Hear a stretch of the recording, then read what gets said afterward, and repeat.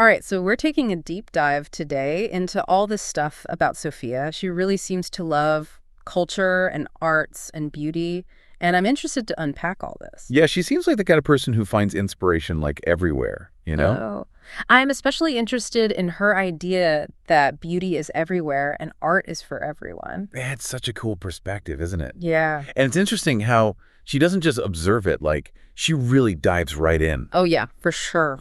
like she takes painting classes, she sings with her friends, she even tries to write herself. We've got info on a favorite painting, her experience at a drama club, even a trip to an art and craft fair. I mean, Wow. she's quite an explorer. Wow. Yeah, definitely not just your average museum goer. But speaking of museums, Right. she is a regular at her local art museum. Yes. Like practically part of the furniture. And there's this one painting that she seems really drawn to. It's a sunset over a peaceful lake. Why do you think that is? What do you think speaks to her so much about that image?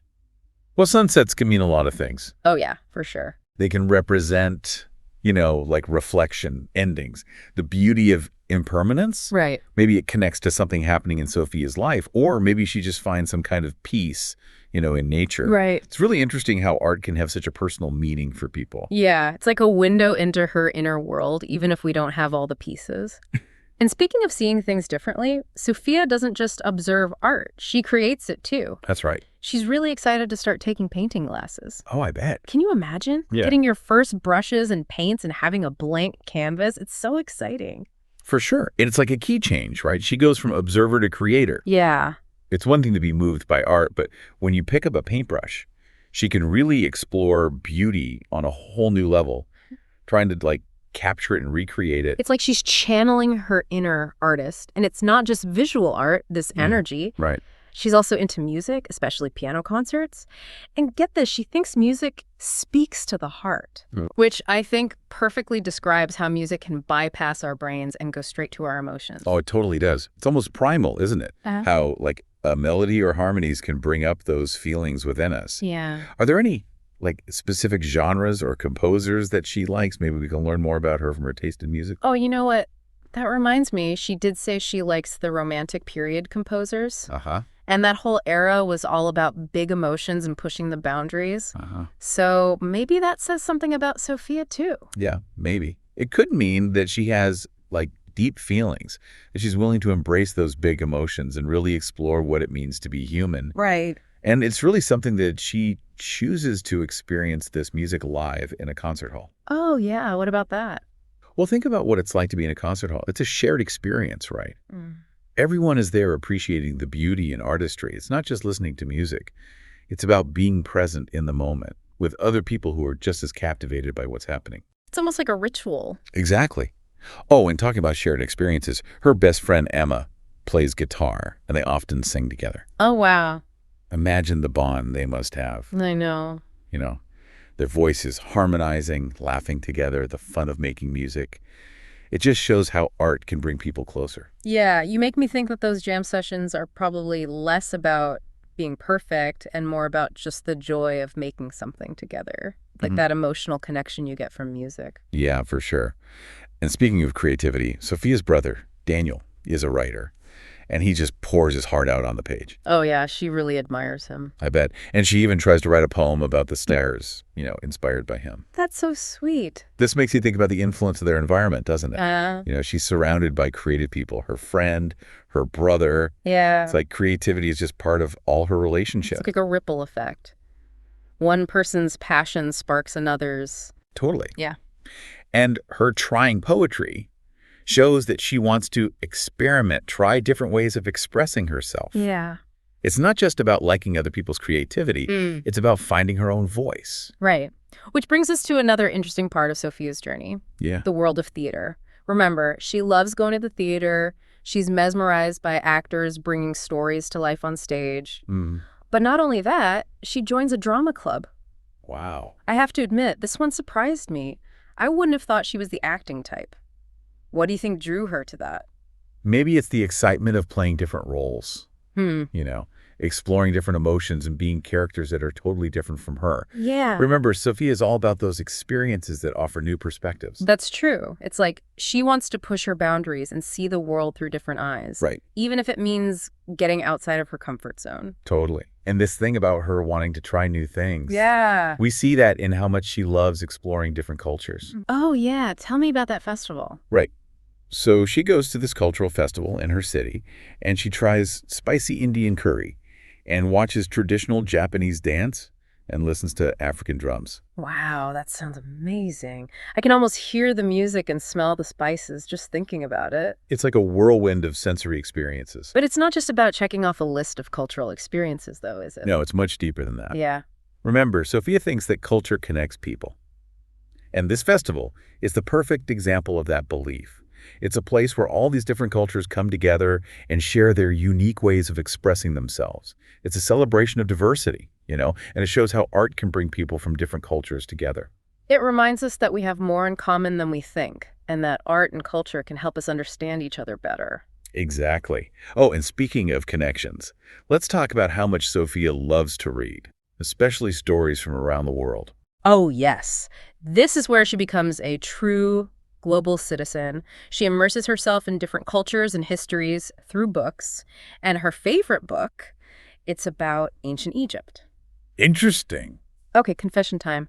I was obsessed with ancient Egypt as a kid. Oh, yeah. Mummies, pyramids, the whole deal. Do we know specifically she's fascinated by? Maybe it's the mystery of a time long ago. That feeling of grandeur of a civilization so different from ours? Or maybe it's the stories themselves, tales of pharaohs and gods, epic battles, and ancient rituals. It makes sense. She is curious about the world beyond what she sees every day.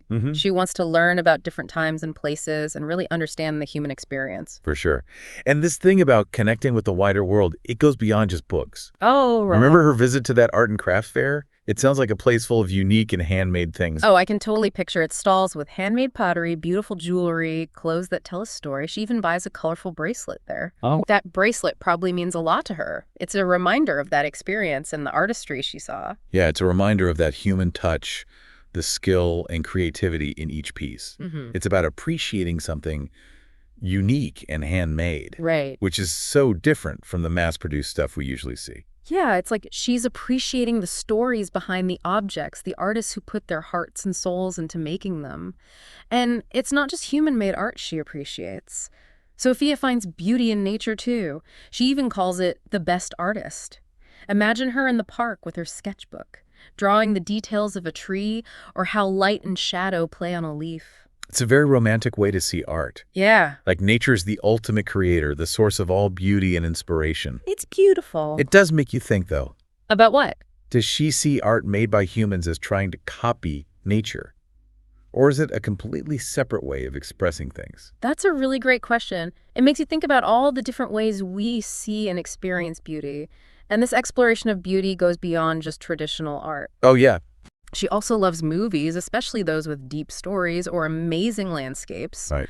Her favorite is about a traveling artist, which makes sense because she loves to explore the world through art. It shows that art can take so many forms, and each one has its own way of connecting with beauty, emotions, and stories. That's true. And, speaking of unique forms of art, she's also really into architecture. Oh, cool. She likes both old and modern buildings, finding something to admire in each. I like that. And there's this great story about her visiting a famous cathedral.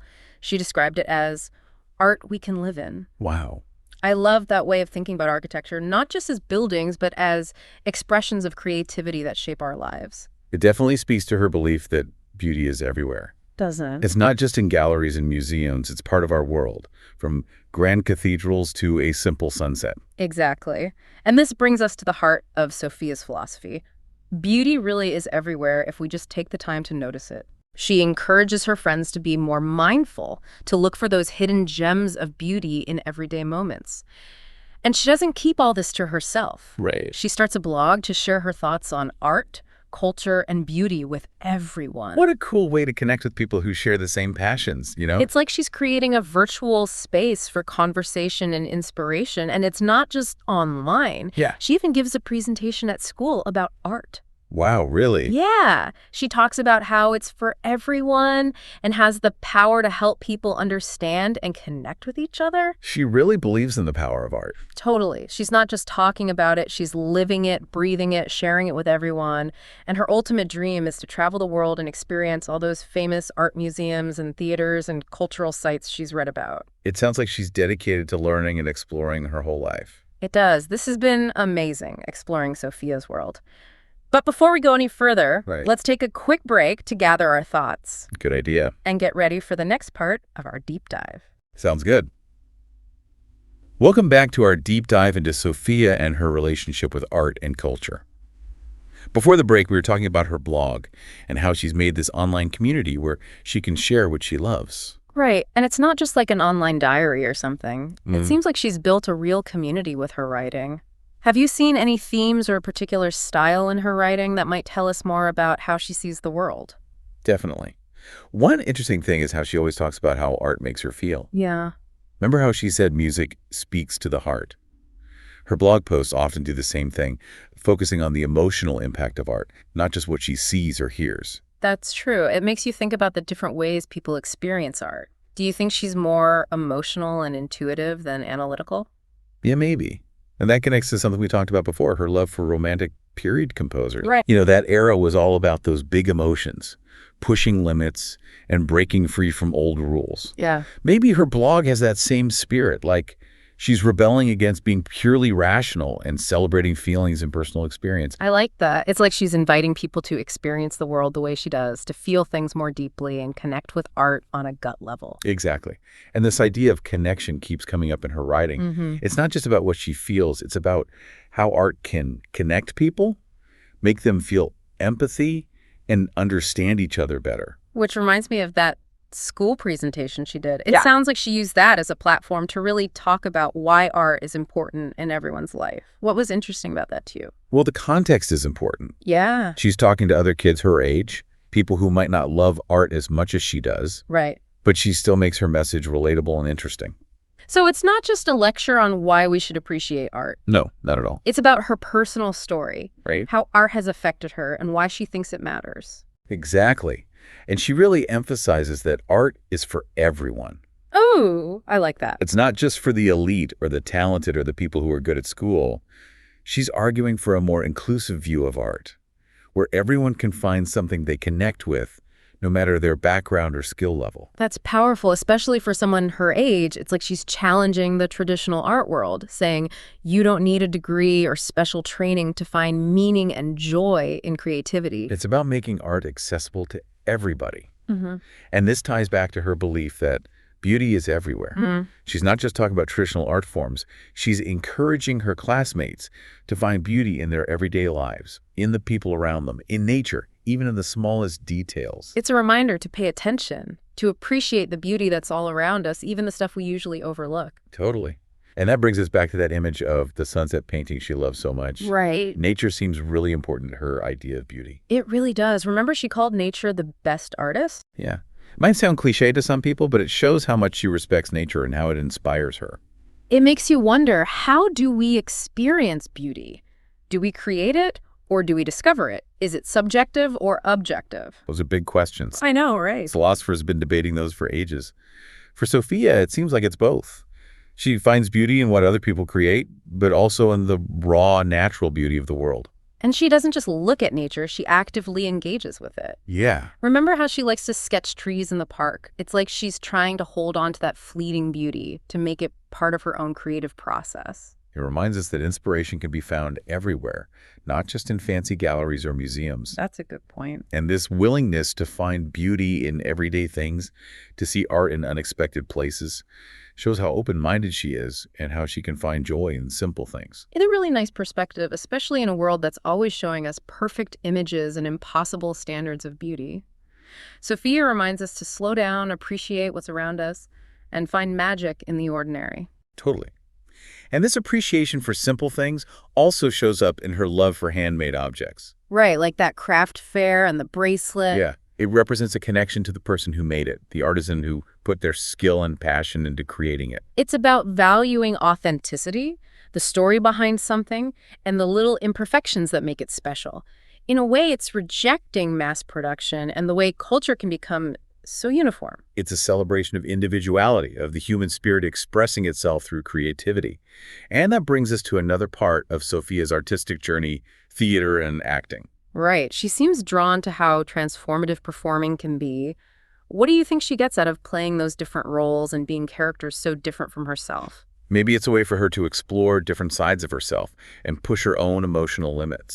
Remember, she's attracted to art forms that help her connect with her feelings and experience the world more deeply. It's like she's using acting to learn about herself, to understand the range of human emotions and how complex we are as people. And it's not just about personal growth.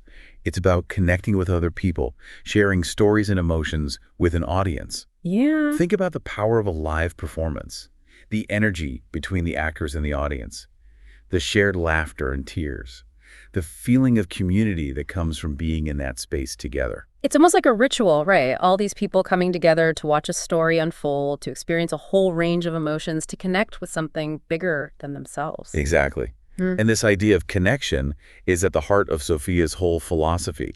She sees art and culture as a part of life, something that makes our experiences richer and helps us understand the world better. It's a really beautiful way to look at it. Let's take a moment to think about all this before we move on. Sounds good. We'll continue exploring Sophia's world after a short break.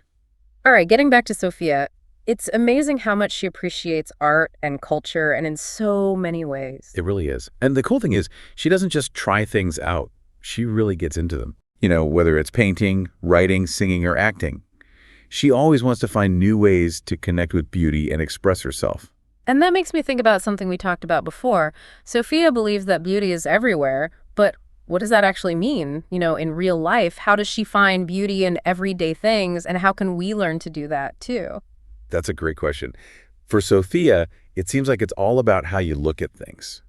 Like being willing to see more than just the surface, appreciating the little things, the small moments, the things we might miss if we're not paying attention. So it's not just about amazing landscapes or famous paintings in museums. Right. It's about seeing the light on a window, the patterns on a leaf, hearing people laugh on the street. Exactly. And it's not just what you see. Right. Remember how Sophia said music speaks to the heart? It's about being open to experiencing beauty with all your senses. What you hear, touch, taste, even smell. It's like she's really tuned into the world, using all her senses to take in all the beauty around her. And this brings us back to something else we've touched on. Art's not just about sitting back and appreciating it. It's about actually doing something. For sure. And this is where Sophia really stands out. Yeah. She's not just watching. She wants to create, to express herself, to be a part of making art. And that's so inspiring. It reminds us that we all have that creative spark inside us. Totally. It's never too late to try something new, to paint, write a poem, sing, even if it's just for ourselves. Right. Doesn't matter if you're not a professional. It's about enjoying the process of creating something, expressing yourself, and connecting with others through that. Which leads me to something I want to leave our listeners with. Yeah. We've been talking about Sophia's world, her passions, what she believes. But now I want to ask you, the listener, what kinds of art and culture bring you joy? What makes you feel connected? It's a good question to ask ourselves. What makes you curious? What moves you? What inspires you to create, explore, and connect with the world? Maybe it's a certain type of music, a style of dance, some kind of visual art, or maybe it's something different like gardening, cooking, or even how you decorate your home. Right. The point is that art and culture aren't just ideas. They're a part of our lives. They shape how we see the world and how we connect with each other. So think about your own connection with art and culture. What makes you happy? What inspires you? How can you bring more of that beauty and creativity into your life? Remember what Sophia showed us. Beauty is everywhere, and art is for everyone. Embrace that creative part of yourself. Explore the world with an open mind and heart, and let the power of art and culture make your life richer.